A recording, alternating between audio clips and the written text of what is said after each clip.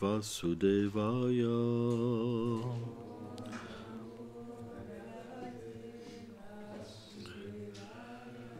Om Namo Bhagavate Vasudevaya.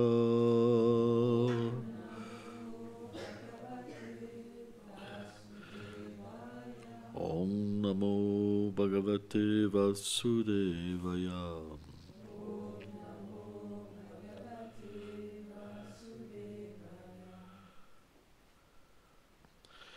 Tasmam Shaparim Viduratma Sargam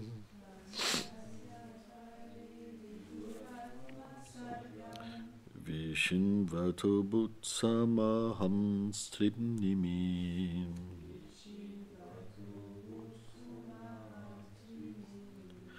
Yodeya Bhajam Bhayam Irayana Palikshinum Chayum Hajasya Eti. Traduction. Cher Vidura, dans cette impénétrable obscurité d'ignorance, Brahma chercha son origine pendant une grande période de 100 années célestes, équivalent à la période de la rotation du disque du Seigneur qui terrifie tous les êtres incarnés en consumant leur durée de vie. Commentaire. D'après Srila Vijnanacharya Thakur, les mots Atma Shargam signifient la source de la création et Trinemi, le temps. Le temps proclame la venue de la mort pour les hommes. Il s'écoule une durée de vie de 100 années. Les mots Ajasa et Eti désignent le disque du Seigneur Vishnu. Le temps est une portion plénière de ce disque.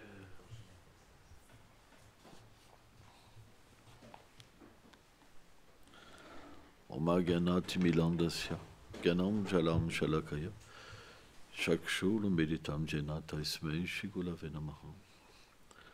Namam Vishnu Padaya Krishna Plestaya Bhutali, Shrimate Bhaktivedanta Swaminiti Namine, Namaste Sarasvati Deve, Kaulavani Plachaline, Nilveshesha Sunyavadi Plachachadi Shataline. Vanchakal Patalubhyacha Kripasindu Bhyaevacha, Pachitanam Pavanebhyo Vaishnavebhyo Namo Namah. Jayo Shri Krishna Chaitanya Prabhu Nityananda, Shri Advaita Gadadhara Shivasadi Gaur Bhaktavinda. Hare Krishna, Krishna Krishna, Hare Hare, Hare Rama, Rama Rama, Hare Hare. Le temps qu'elle a est un des 5 sujets de la Bhagavad Gita. Et le temps est décrit comme un aspect du Seigneur qui dévore toute chose. Nul dans l'univers ne peut échapper au temps. On voit notre corps évolue constamment. Krishna dit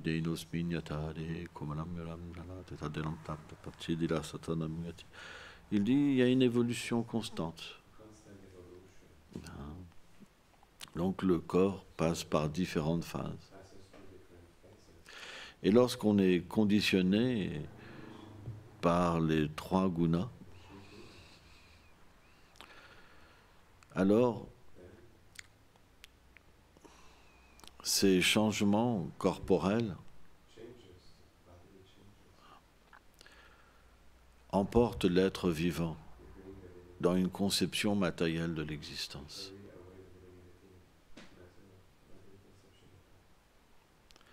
C'est pourquoi le Seigneur, dans différents versets de la Gita, Mata Spasha Sukunteya par exemple, il dit à Arjuna de ne pas être affecté par tous ces changements. Car, au-delà de toute ces changements, l'âme est éternelle. C'est pourquoi Srila Prabhupada parlait souvent de l'âme, toutes ses classes. Peut-être pas toutes, mais beaucoup de classes, il parle de l'âme et du fait que nous ne sommes pas le corps. Parce que ça reste une base de la vie spirituelle. C'est pourquoi Krishna, dès le début, à Arjuna, qu'est-ce qu'il prêche? Il dit, tu n'es pas le corps, tu es l'âme. Quand on comprend ça, on cesse d'accepter le mental comme notre réalité, qui nous dit constamment qu'on a besoin de quelque chose de matériel, qu'il nous manque quelque chose. En vérité, c'est vrai qu'on cherche tous l'amour dans ce monde, mais en fait, l'amour matériel ne fait que souffrir.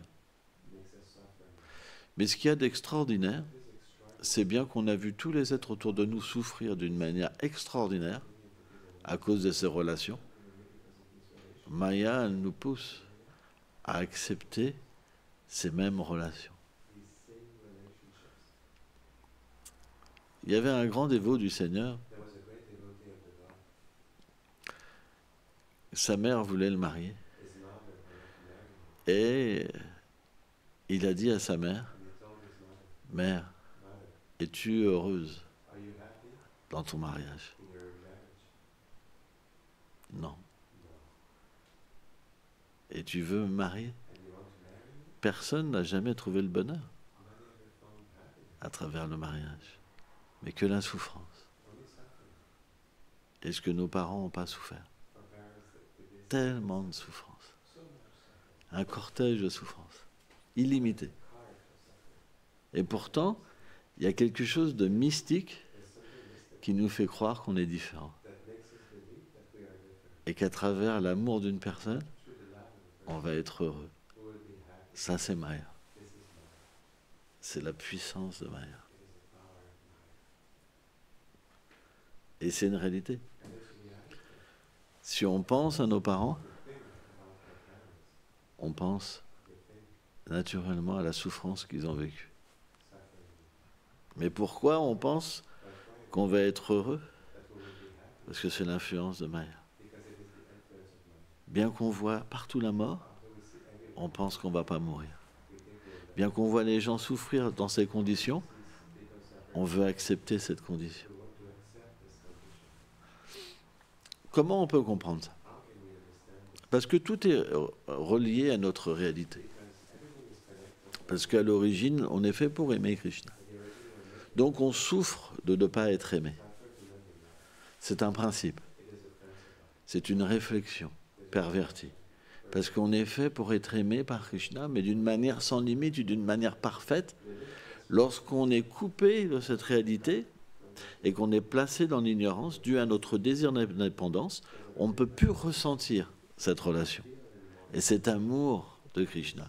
Et alors à ce moment-là, l'âme qui souffre de cette séparation dans l'ignorance, qu'est-ce qu'elle veut? Je veux être aimé. Je veux être aimé. C'est comme une détresse. Mais finalement, quand l'âme conditionnée vient pour aimer, qu'est-ce qu'elle reçoit? De la détresse. Parce que ce n'est pas Krishna. Et c'est pour ça que tous les êtres souffrent dans des relations d'amour. Ça ne peut pas être autrement. Parce qu'on est l'âme. Ça, c'est l'effet de l'énergie matérielle. C'est tellement subtil. Et tout le monde tourne dans ce cycle des morts et des renaissances. Vie après vie. Vie après vie. En refaisant la même chose. C'est simplement que par la grâce du Seigneur et l'accumulation d'une association indirectement avec son lieu saint, ses dévots, son nom, ses divertissements, sa miséricorde, qu'on peut à un certain moment devenir son dévot. Et que c'est à un certain moment de l'évolution spirituelle qu'on peut sortir de cette illusion et réaliser que c'est Krishna qui me manque. Et à ce moment-là, au lieu de désirer une âme conditionnée qui nous aime, on désire Krishna. Mais avant, même en étant habillé comme un dévot, en ayant accompli tellement d'austérité, on peut avoir ce désir encore. C'est fort, c'est tellement fort.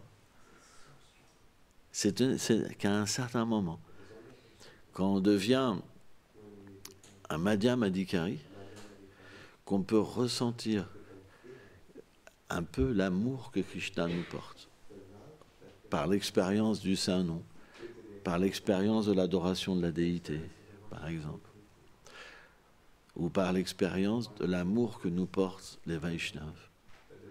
Et à ce moment-là, on perçoit l'illusion et on renonce.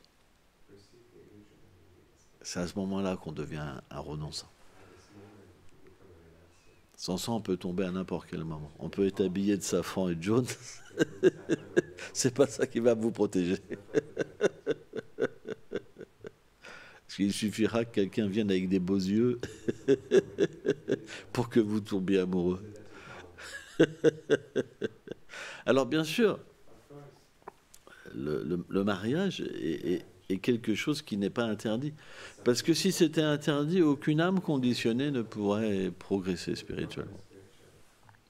Parce que ceux qui sont sur ce niveau de conscience, ils sont perturbés constamment par ce désir. Constamment. Et donc, si ce désir n'est pas comblé, à un certain moment, ils ne savent même plus où ils sont situés. C'est tellement fort qu'ils peuvent même douter de leur foi. C'est pourquoi Krishna peut faire des arrangements pour des dévots qui n'ont pas cette projection que Krishna, l'amour que Krishna leur porte. Et à ce moment-là, lorsqu'ils se marient, ils s'attachent. Mais si le couple il est sérieux et qu'il accepte, en fait, Srila Prabhupada explique que dès qu'un homme et une femme Vaishnava se marient, ils renoncent en fait ensemble. C'est pas qu'ils ils veulent un love story. Je t'aime. Ah, je t'aime. Ah, je t'aime.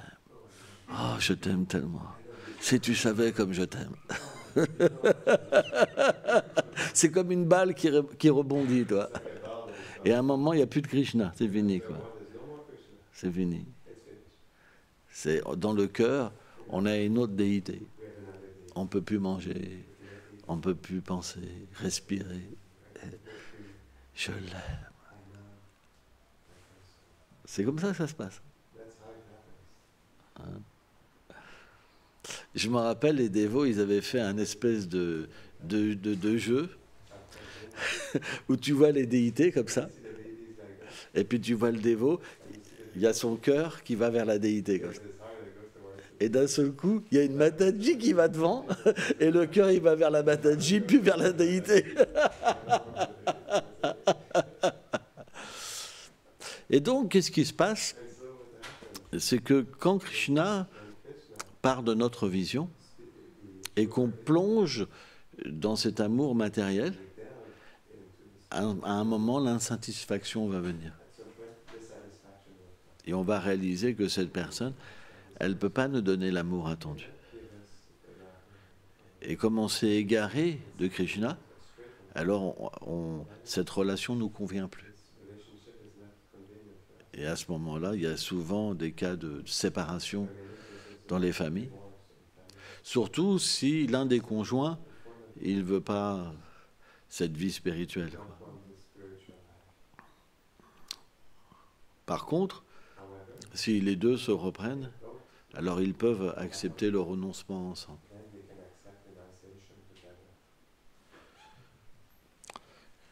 Mais si on voit, il y a toujours le renoncement. La preuve, c'est que la prochaine étape du Grihastha, c'est Vanaprastha. Il y a toujours le principe du renoncement, de sortir de cette illusion.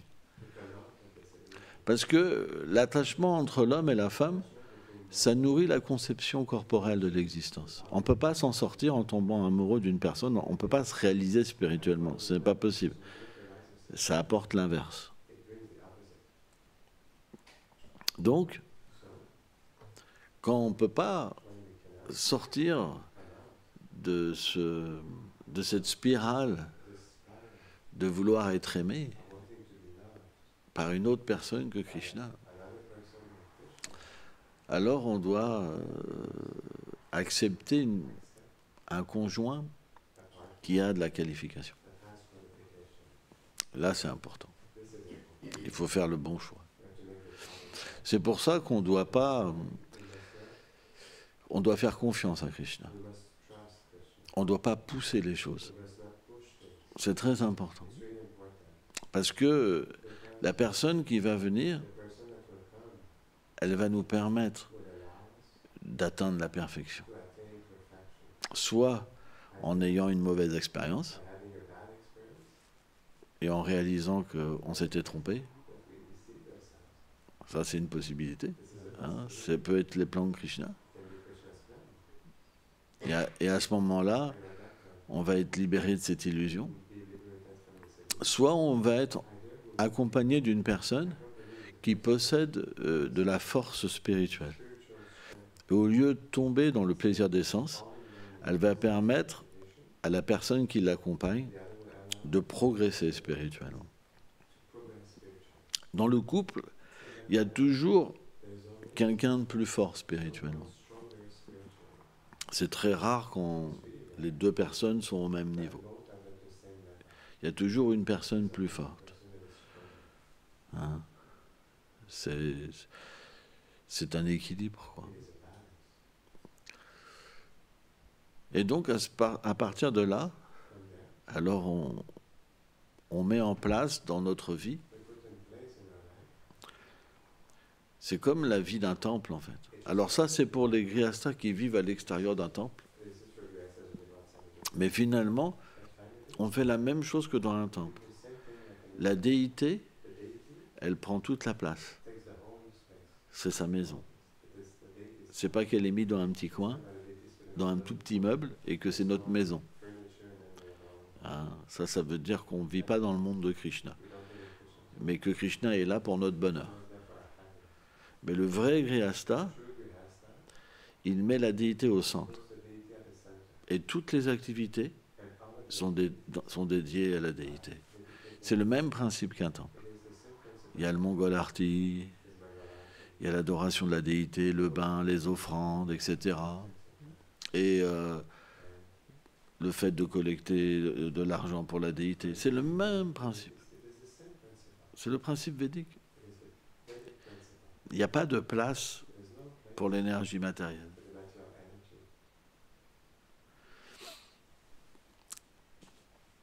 Et de cette manière-là, on considère qu'un grihastha qui vit de cette manière, qui est complètement dédié au service du Seigneur suprême, comme un renonçant. Au point que c'est expliqué que même la vie sexuelle, elle est juste pratiquée pour avoir des enfants. Elle n'est pas en fait autorisée en dehors de procréer des enfants. Parce que, en fait, ça fait partie de l'activité illicite. Certains dévots pensent qu'en étant mariés, ils ne font pas de vie sexuelle illicite. Mais Prabhupada n'explique pas ça dans ses livres. Il dit que la vie sexuelle, elle est juste engagée pour engendrer un enfant. Et il va même plus loin que ça. Alors c'est compliqué. On doit même recevoir les bénédictions du gourou. Voilà. Donc on voit que peu de grihasthas finalement sont véritables. Parce que souvent, l'ouverture au plaisir des sens amène l'oubli de Krishna. Et c'est pour ça que ça devient une vie très difficile. Alors qu'en réalité, si le couple, ils mettent au centre Krishna, ça devient une vie où on peut directement réaliser Krishna. Alors bien sûr, c'est pas facile. Élever des enfants, c'est quelque chose qui est difficile. Parce que suivant le karma passé qu'ils ont, alors ils peuvent avoir des bonnes natures comme des mauvaises natures. Et beaucoup de souffrances sont expérimentées. Mais la différence, c'est que lorsqu'on est engagé dans le service de Krishna, c'est comme une vie communautaire. On n'accepte jamais d'avoir une relation directe avec les êtres vivants. Mais à travers le service qu'on offre à Guru Gauranga Radha Krishna.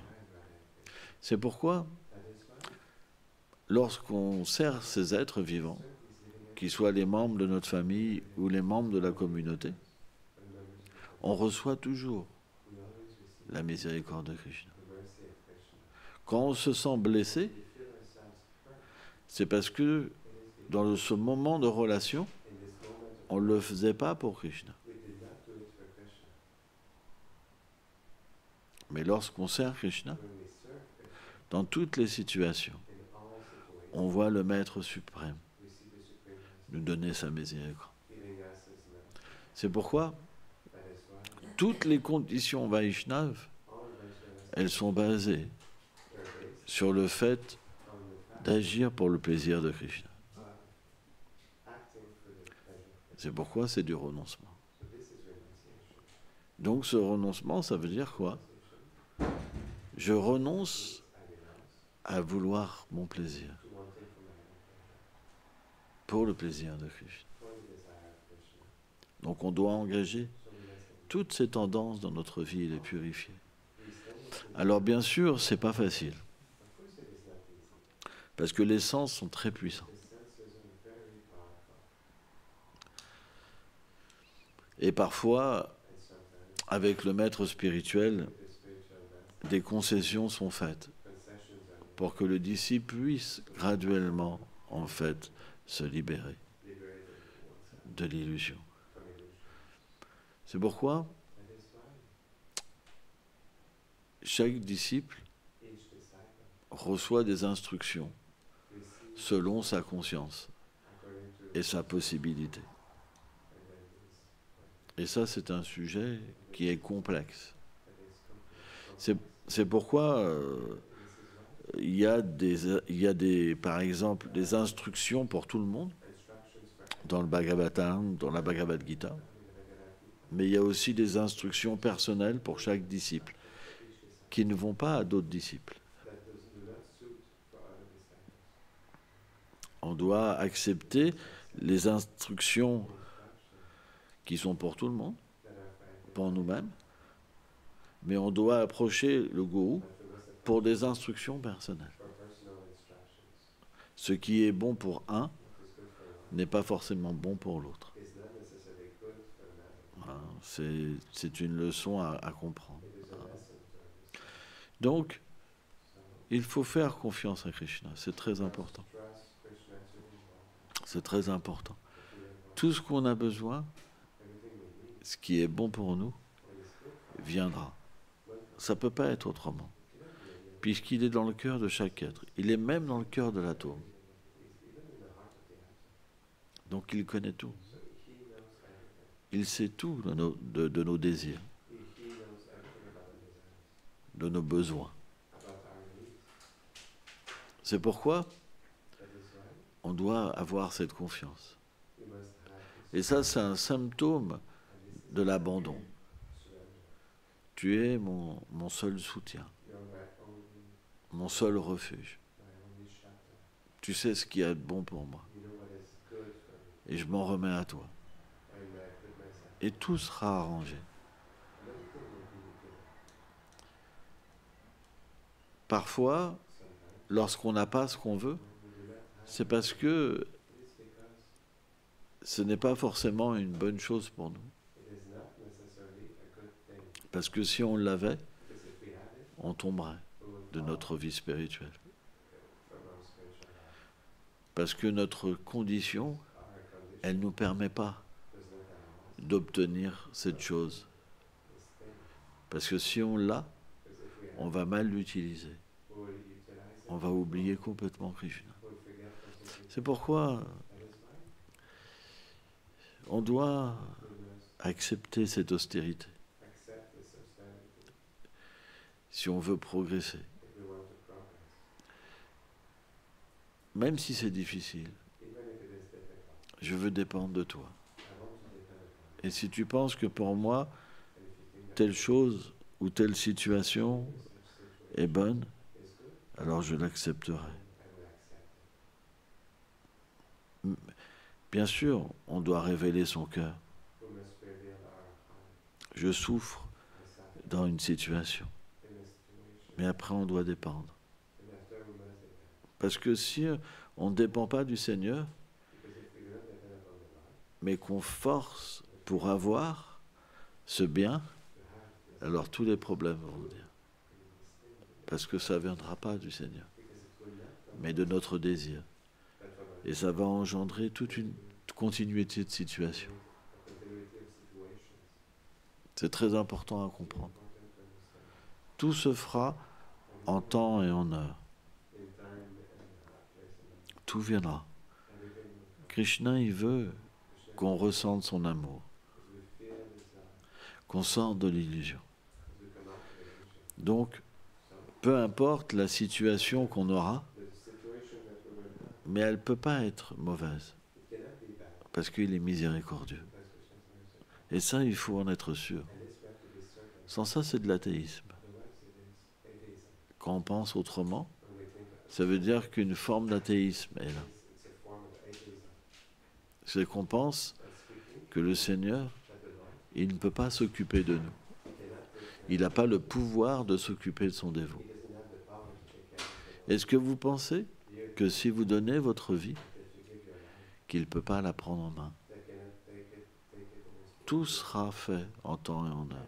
Il suffit simplement de dépendre. C'est difficile, mais il n'y a pas le choix. Tout est une question de miséricorde. Il faut ouvrir son cœur et avoir confiance. J'ai mes faiblesses, je suis tellement impur, mais je dépends de toi. Et tout va venir. Et là, à ce moment-là, le temps, il n'aura plus d'influence sur nous. Parce que ça sera le Seigneur, notre influence. Alors bien sûr, le temps est une forme du Seigneur suprême, mais il agit, en fait, sur les êtres qui ne sont pas abandonnés à lui. Alors que quand il vient sous sa forme de Krishna, alors le temps matériel ne peut plus agir sur le dévot. Parce que sa réalité, en fait, se manifeste dans son cœur à travers sa relation avec le Seigneur suprême. Et à ce moment-là, il atteint l'immortalité. Alors, un matérialiste va vous dire, mais prouvez-moi. En fait, c'est quelque chose qui se passe à l'intérieur, à travers la méditation de notre relation éternelle avec le Seigneur suprême. C'est quelque chose qui ne peut pas être vu de l'extérieur, parce que le corps continue à vieillir, mais à l'intérieur, notre réalité éternelle se manifeste. Et donc ça, c'est quelque chose que les matérialistes ne peuvent pas comprendre, mais qu'un dévot peut comprendre. Merci beaucoup.